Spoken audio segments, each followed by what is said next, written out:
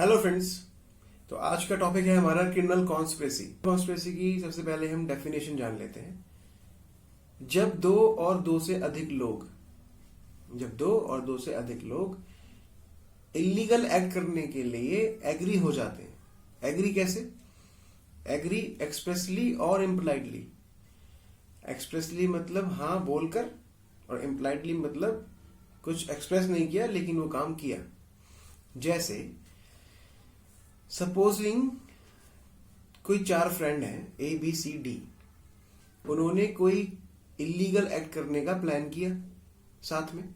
अब साथ में जब प्लान किया तो उसमें जब पूछा गया प्लान पूरा कर लेने के बाद, तो A और B और C ने तो बोल दिया ठीक है हम करेंगे, लेकिन D ने नहीं बोला। D ने ऐसा बोला नहीं कि मैं करूंगा, वो चुप रहा। लेकिन अगले दिन वो काम करना था तो D भी आ गया। तो ये हुआ इम्प्लाइडली एग्रीमेंट, या इम्प्लाइडली एग्री हो गया D ये काम करने के लिए। उसने कुछ बोला नहीं, चुप रहा, लेकिन इम्प्लाइडली एग्री हो गया। बाकी A और ABC एक्सप्रेसली एग्री हुए। अब क्या होता है कि कोई भी एक्ट जो कि जैसे ये एग्रीमेंट हुआ कुछ करने का, काम करने का, ये तो दोनों चीज इलीगल हो गई। एक्ट भी इलीगल हुआ। मान लो किसी से घर चोरी करने का एग्रीमेंट हुआ कि वहां पे चोरी करेंगे कल जाके, तो ये एक्ट भी इलीगल हुआ और एग्रीमेंट भी इलीगल हुआ। लेकिन कई एक्ट ऐसे होते हैं जो कि एक्ट तो लीगल होते हैं, मतलब एक्ट इलीगल नहीं होते, लेकिन उनके करने का तरीका इलीगल हो जाता है। अब जैसे मान लो कोई यही 4 दोस्त हैं ABCD, और ये तय करते हैं, प्लान करते हैं कि हम कपड़े का काम करेंगे। ठीक है, ब्रांडेड शर्ट बेचेंगे, नकली। कपड़े का काम करना इलीगल नहीं है ना, कपड़े का काम करना तो इलीगल नहीं है, शर्ट बेचना तो लीगल है, लेकिन नकली शर्ट बेचना इलीगल है।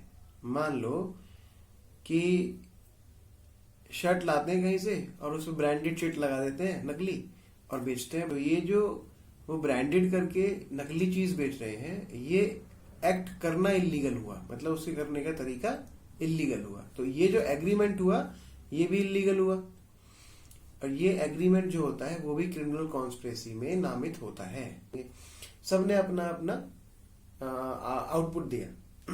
ठीक है, अब पूरा प्लान हो गया, रात को बैठे थे और पूरा प्लान हो गया, सारा मैटर डिस्कस हो गया, और सारे विचार आपस में जोड़ दिए कि ठीक है ये A ऐसा कह रहा है, B ऐसा कह रहा है, तो ये ऐसा होगा, C ऐसा कह रहा है, D ऐसा कह रहा है। ठीक है, ऐसा सब कुछ मिक्स करके उन्होंने पूरा प्लान कर लिया और सारा मैटर जुड़ गया। लेकिन योजना के तहत, मतलब जब योजना को उसको करने का टाइम आया तो उनकी सहमति नहीं बनी। ठीक है, चारों की सहमति नहीं बन पाई और वो काम नहीं हो पाया। तो तब इस स्टेज पे क्रिमिनल कॉन्स्पिरेसी नहीं मानी जाएगी। ABCD जो कपड़े का काम करने के लिए बोल रहे थे, उन्होंने अपने एक और फ्रेंड को E को फोन करके बोला कि देख हम तो ऐसे ऐसे प्लान कर रहे हैं, हम ऐसा ऐसा काम करेंगे, तू आजा, बहुत प्रॉफिट होता है, बहुत प्रॉफिट होगा, तू भी आया, तू भी काम कर ले। तो F ने बोल दिया ठीक है तुम करो, मैं देखता हूँ, बाद में देख लूंगा, तुम करो काम शुरू, मैं देखता हूँ बाद में। तो एक कोऑपरेशन, एक्टिव कोऑपरेशन होना चाहिए। मान लो E ने बोल तो दिया कि ठीक है हाँ मैं देखूंगा, बाद में आ जाऊंगा, तुम करो, लेकिन वो आया ही नहीं। तो जब तक एक्टिव कोऑपरेशन नहीं होगा तब तक क्रिमिनल कॉन्स्पिरेटर वो नहीं माना जाएगा। क्योंकि जो भी वो ABCD प्लान कर रहे हैं इलीगल एक्ट करने का, वो पूरा इलीगल जो इरादा है, जो इंटेंशन है, वो एक साथ उन 4-5 की होनी चाहिए जो वो एक्ट कर रहे हैं। अगर कोई भी एक इंसान उससे निकल जाता है तो वो क्रिमिनल कॉन्स्पिरेसी में नहीं आएगा। नकली ब्रांडेड कपड़े बेचेंगे, उसको नॉलेज तो थी लेकिन वो नहीं आया ना, तो इसलिए वो कॉन्स्पिरेटर नहीं बना। हर एक कॉन्स्पिरेटर को स्कीम का हर एक डिटेल नहीं पता होती।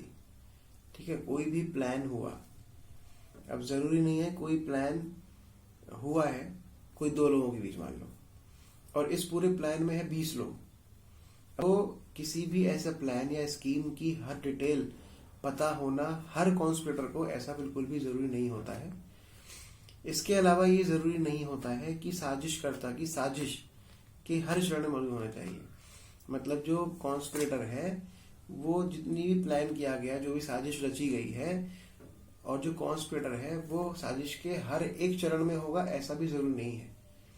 अलग अलग चरण में अलग अलग कॉन्स्पिरेटर को लाया जा सकता है। जैसे कि आतंकवाद होता है, अब टेररिस्ट होते हैं, टेररिस्ट क्या करते हैं कि अलग अलग ग्रुप बना बना के अलग अलग जगह भेजते हैं।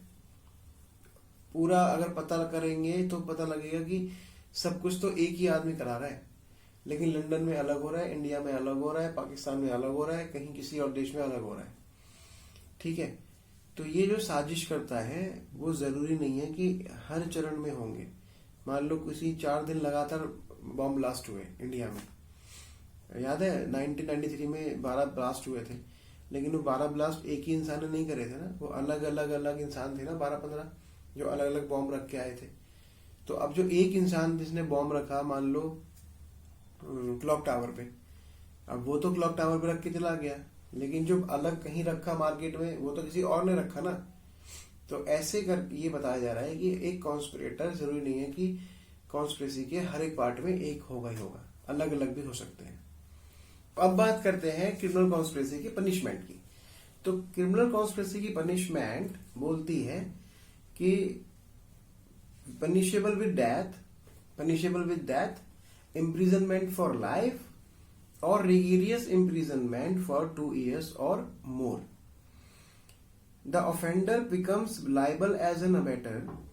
अगर कोई ऑफेंडर एज अबेटर लाइबल होता है, मान लो किसी ने कॉन्स्पिरेसी की और उसके बाद किसी इंसान ने उसकी हेल्प की, ठीक है, अब क्या वो कॉन्स्पिरेसी में शामिल होगा? नहीं होगा, क्योंकि उसने तो सिर्फ हेल्प की, उसने कॉन्स्पिरेसी नहीं की, उसने सिर्फ उसकी हेल्प की। तो आपको याद होगा कि अबेटमेंट में मैंने बताया था जो थर्ड ऑप्शन है इंटेंशनली एड, है ना, इंटेंशनली हेल्प, तो हेल्प करने पे वो अबेटर कहलाएगा, ना कि कॉन्स्पिरेटर कहलाएगा।